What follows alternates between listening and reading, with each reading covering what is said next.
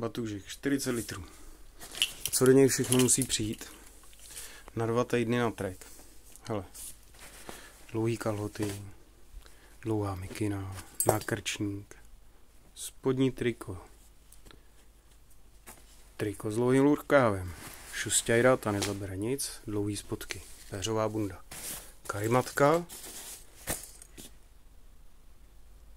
ponožky spodňáry, pončo proti dešti, skinnersky, super, ponožko boty, když někam dojdete nebo chcete ho dát opučenou chvíli nohám, tak super věc.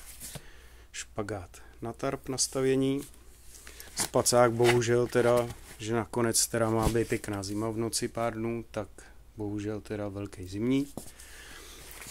Loďáček, ten je na špinavý prádlo, ručník je asi jasný, kompatibilita ešusu a hajzlpapíru, kusičku moji oblíbenou, tu si musím vozit, to je na kafičko, to je prostě odpočinek úplně úžasný.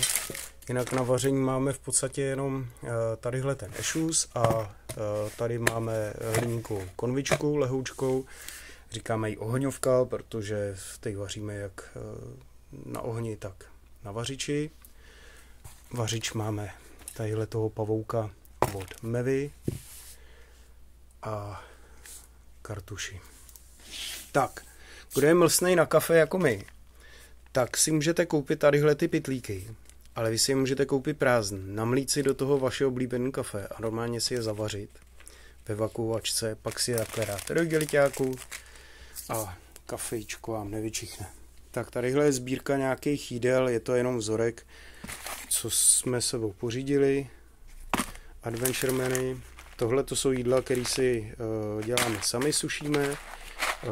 Kdo by neznal Forglass, určitě se to dá baštit. Tohle to zatím neznáme, to budeme teprve zkoušet a samitky, ty jsou úplně jasný.